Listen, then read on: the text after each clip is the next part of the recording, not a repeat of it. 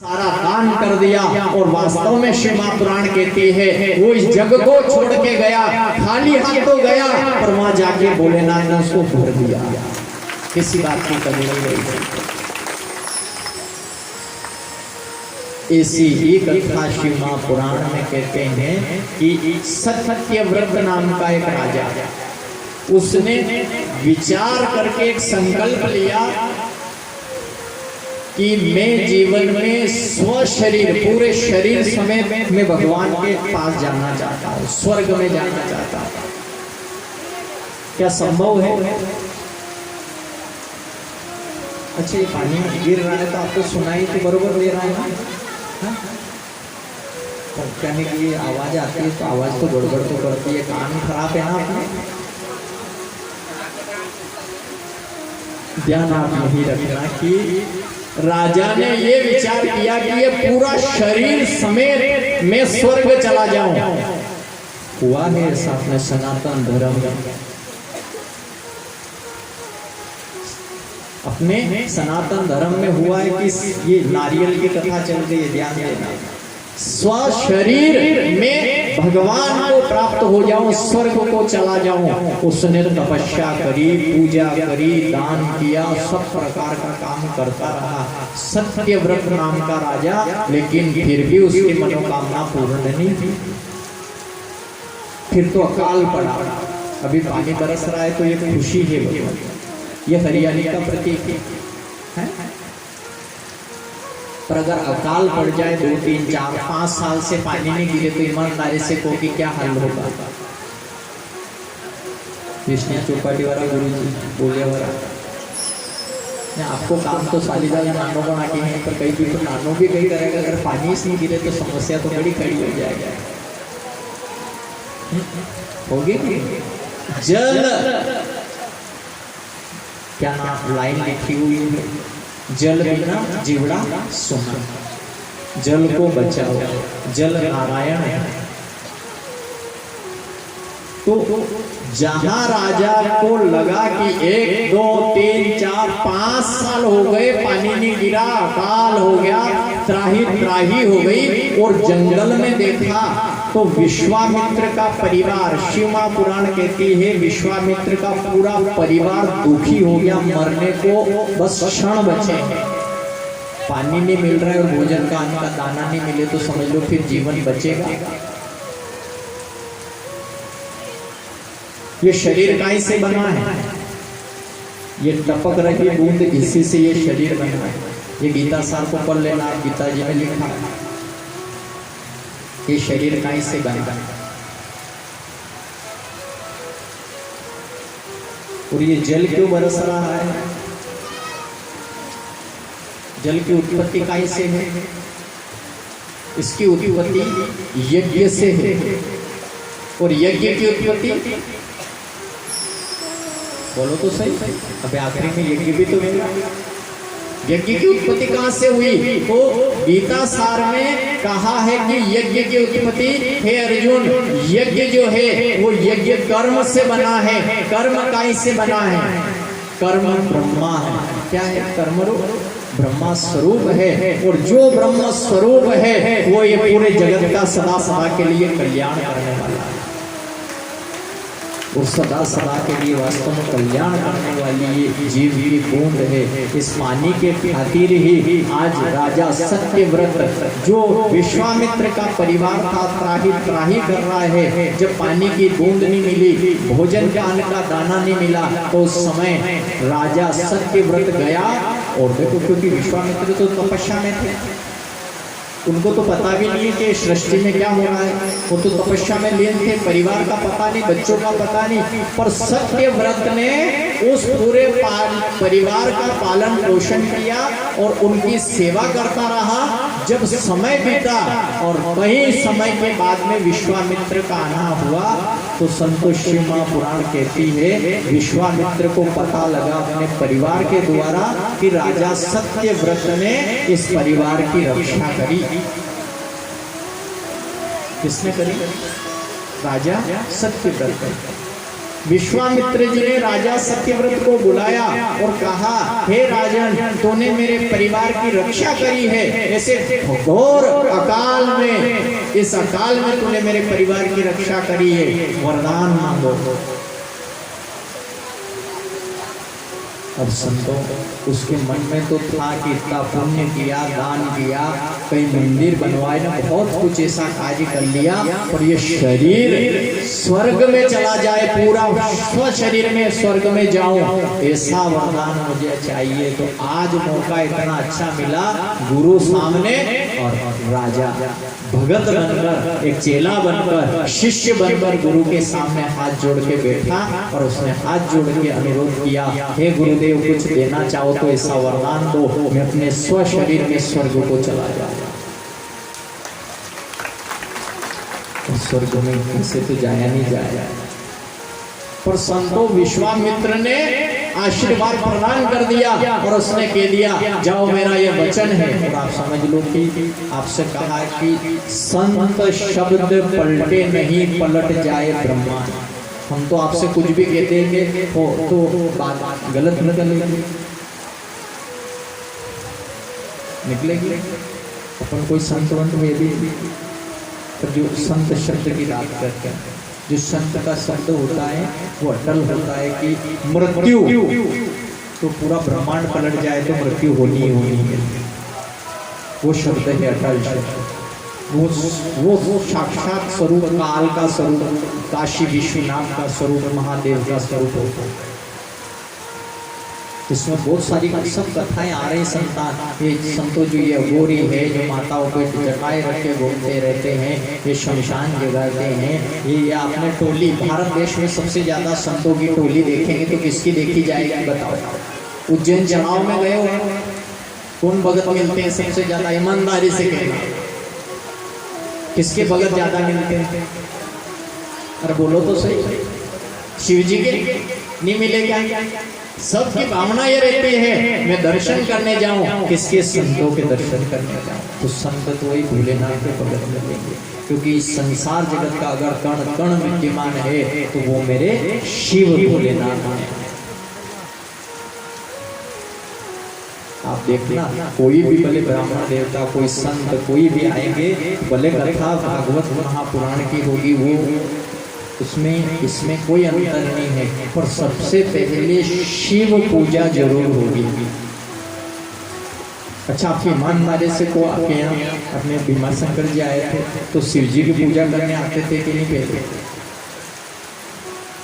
भले बालाजी की पूजा बाद में करेंगे अपन, ठीक है, वो शास्त्र में विधान है कि बालाजी का निमंत्रण देके कार्य शुरू करना, तो निमंत्रण तो आप सब भक्तों ने दे ही दिया था। हमने तो एक जगह चोला चलाने की कहा था, पर आपने सब जगह चोले चलाने, जहाँ जहाँ भी बालाजी बैठे हैं,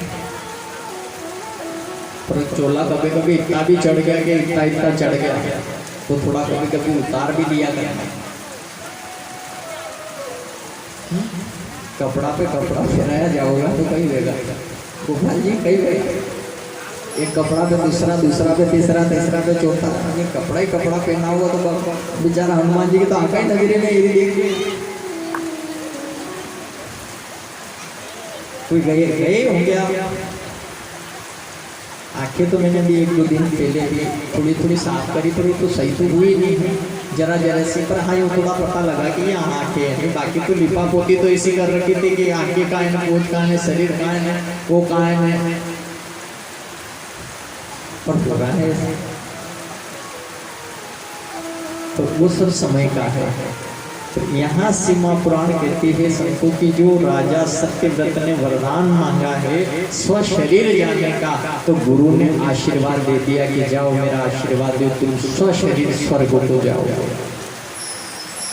संतों, योग ऐसा बैठा कि यहाँ गुरु का आदेश मिला और वास्तव में उसके लिए सभी देवी देवता उपस्थित हो गए और स्वर्ग जाने का रास्ता तैयार हो गया।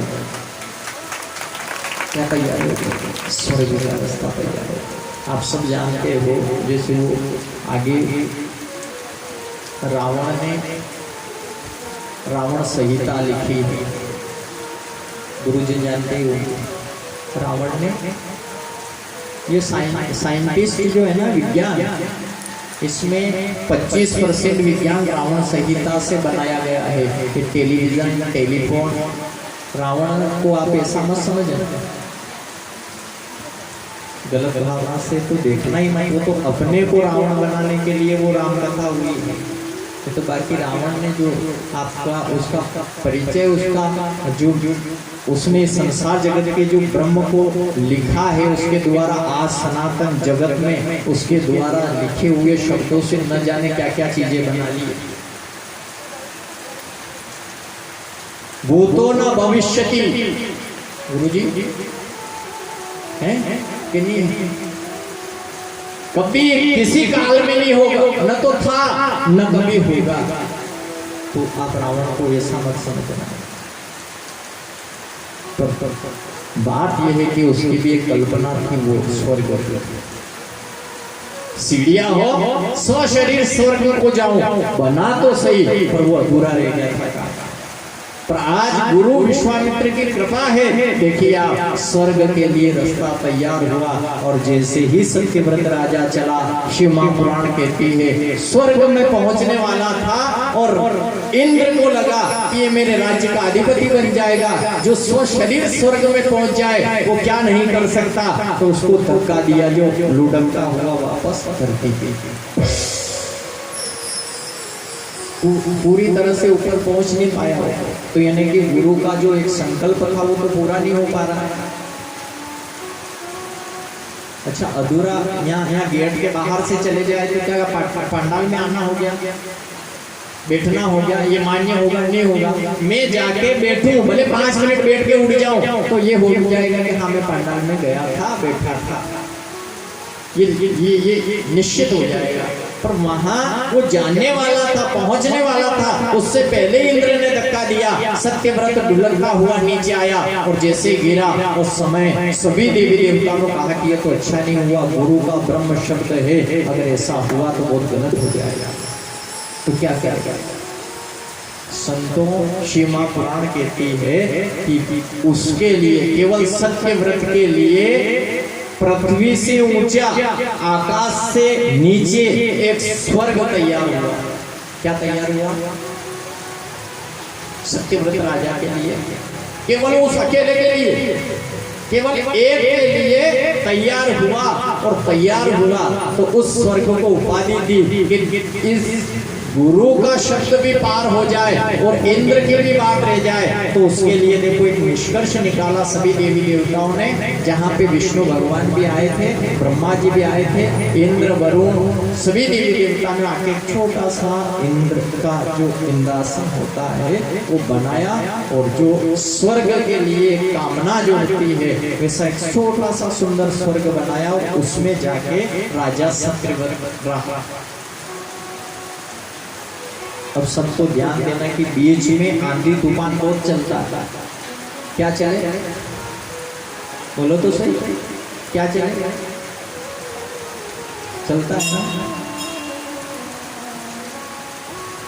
जिस प्रकार से विश्व रूप को काट दिया गया था, ऐसे ही स्व शरीर के लिए, इस ब्रह्म को रखने के लिए सत्यव्रत ने कहा कि ये योग कभी फिर नहीं बनेगा, एक काम करो मेरा सर काट दो।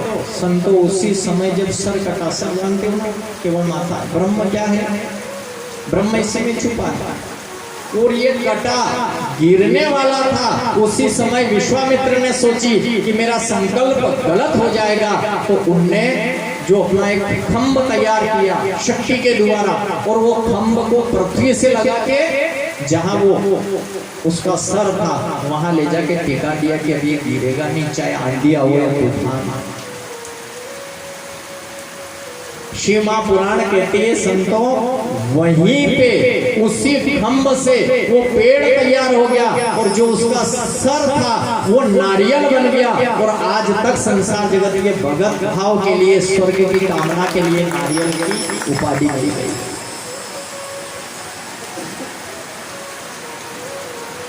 आज भी सब पूजा के लिए जो चला, नारियल को देखना कितनी ऊंची जगह लगता है, पूरे खंबे जैसे पे खड़ा रहता है। क्या रहता है? केवल बाल है उसके, क्या है? देखा ही होगा नारियल लगे हुए हैं।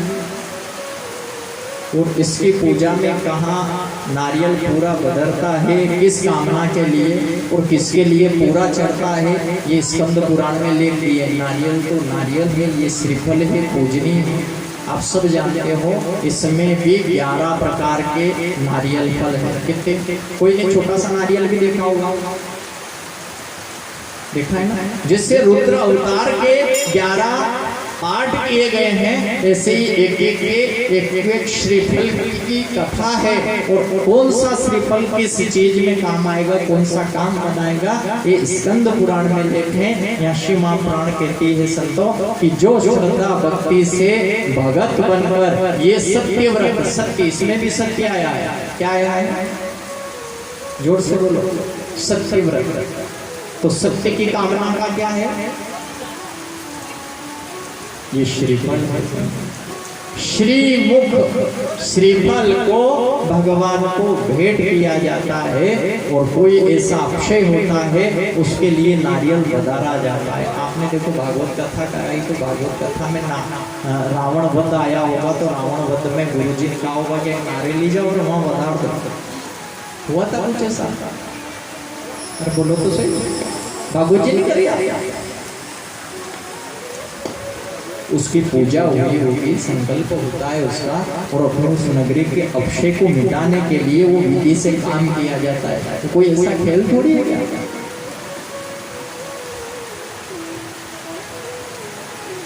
इसलिए सदा सदा के लिए, भले तो आप ये सोच लेना कि जीवन में भगवान जो भी करता है वो सदा सदा अच्छे के लिए करता है, बस आप इसी समझ लो। काय के लिए करता है?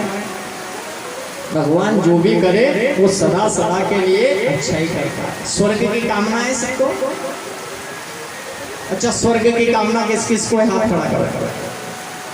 स्वर्ग की, अरे ईमानदारी से हाथ को खड़ा कर दो कि हाँ स्वर्ग तो सबको जाना है। मैं बोले नरक में चल जाऊंगा तो चल जाऊंगा, पर अपना तो हाथ खड़ा कर लो, क्योंकि स्वर्ग में बैठे हैं वो इसलिए जाना है ना सबको। तो कामना के लिए एक संत ने कौन से शब्द का प्रयोग किया है संतो स्वर्ग के लिए?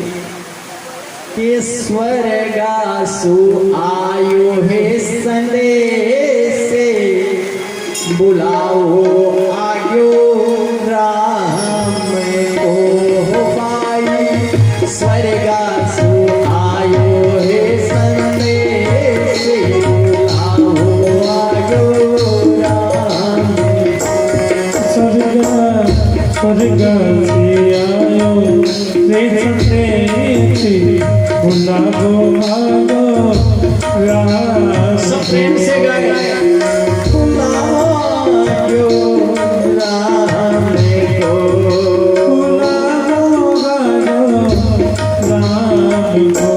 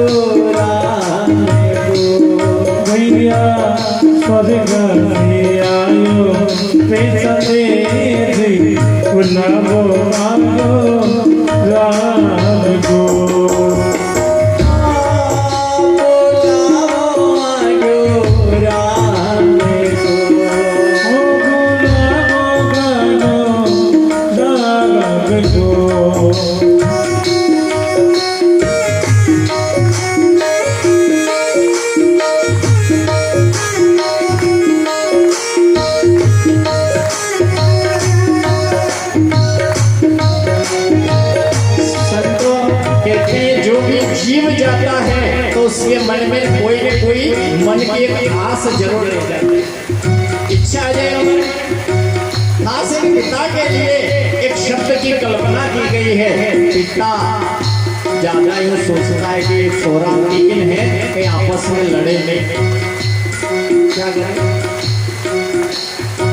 एक मिनट की मोहलत दे दो करूं बेटा सुमार। मोहलत दे करो बेटा सेवा। एक मिनट की मोहलत दे दो करूं बेटा सुमार। मोहलत दे करो बेटा सुवा।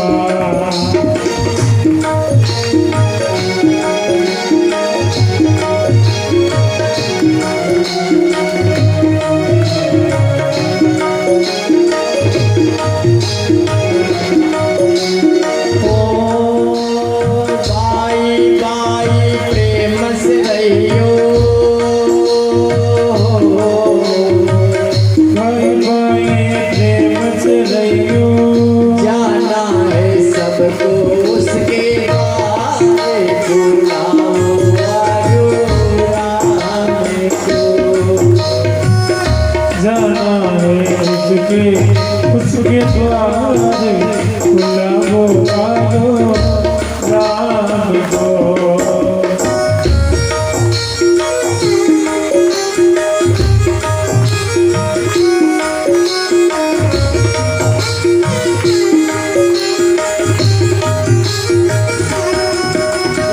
माँ अपनी बेटी के लिए कहते हैं ओ एक मिनट की मोहलत दे दो करूं बेटी सेवा। मोहलत दे करो बेटी सेवा। एक मिनट की मोहलत दे दो करूं बेटी सेवा। एक मिनट मोहलत दे दो करो बेटी सेवा। हे माता तारी स्वर्गा जानी हो। माता तारी स्वर्ग जानी हो। मैया तारी स्वर्गा जानी वीरो मरेलो थारे बाते बुलाओ आयो राम को। ओ वीरा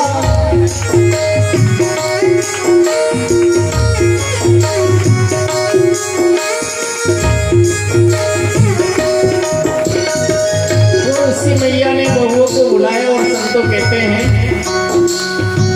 बहू बेटी का स्वरूप होता है और अंत घड़ी जो समय आता है उस समय में एक जीवात्मा का एक प्रकार का अनुमान लगा के उसकी एक कल्पना की गई है संतों। उस कल्पना के लिए एक सांस अपने बहुओं को बुला के क्या कहती है ओ एक मिनट की मोहलत दे दो करूं बहुओं सेवा। मोहलत दे करो बहु सेवा। एक मिनट की मोहलत दे दो करूं बहुआ सेवा। मोहलत दे करो बहु सेवा। मैं तो मारो धर्म निभाते हो। मैं तो मारो धर्म निभाते बांध के रखियो यो परवारे बुलाओ आयो राम को।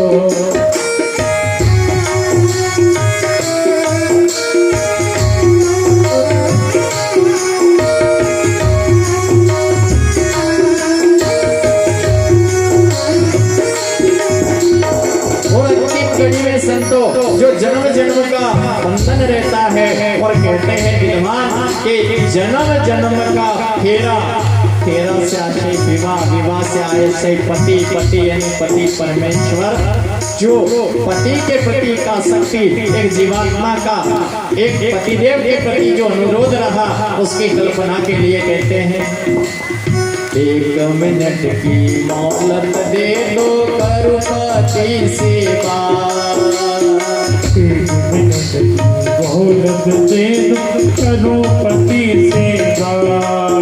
और एक मिनट की मोहलत दे दो करूं पति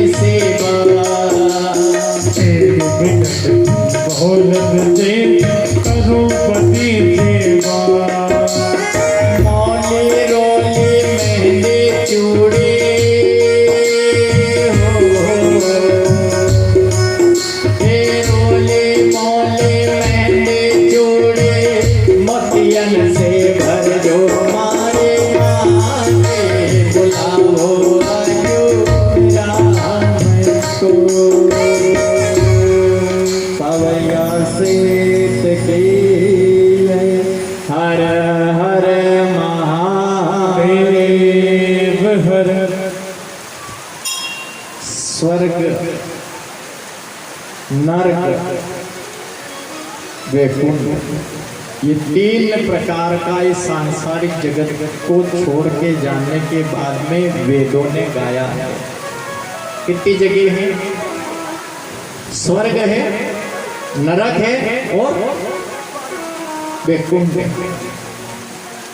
तो ईमानदारी से नरक जाना कौन कौन चाहता है? कौन जाए? तो आपको थोड़ा ये भी विश्वास होगा कि नरक में, स्वर्ग नहीं, वैकुंठ वे भी गा के कौन है?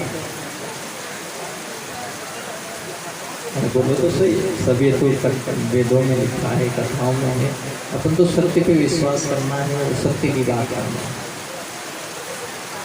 थोड़ा है ऐसा कि स्वर्ग होगा, नरक होगा, वैकुंठ होगा।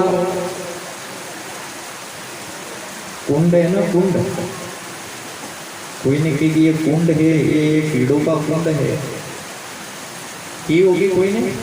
आपके इधर बेटे राजू भैया किन्ने की होगी? कीड़ा काटेगा कीड़ा भाई। ये भाई तो ज्ञान है, बरू करा पुराण करा बन बेटों पर होंगे जो कीड़ा काटेगा, कीड़ा को कुंडे हो। अगर यहाँ कहीं काटोगा तो वहाँ काटोगा बेटा है।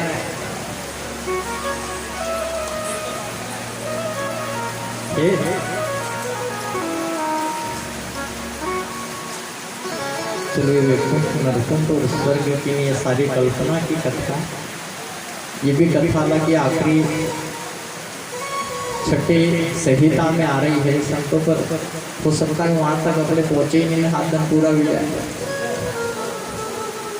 तो जहाँ तक हो जाएगा तो हो जाएगा। देवातिदेव महादेव शिवा पुराण कहती है संतों कि जहाँ जीवन में भगवान भोलेनाथ जो करे वो अच्छा करे। ध्यान देना, एक भगत शिव मंदिर गया, वो ध्यान से सुना,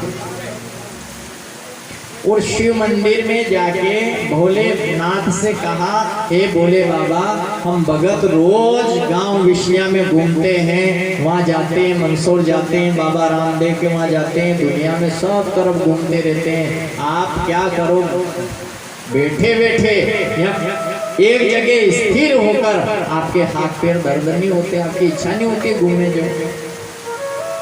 बहुत अच्छा भगत था, भगवान का दुलारा था। जैसे राम का लाडला है ना हनुमान,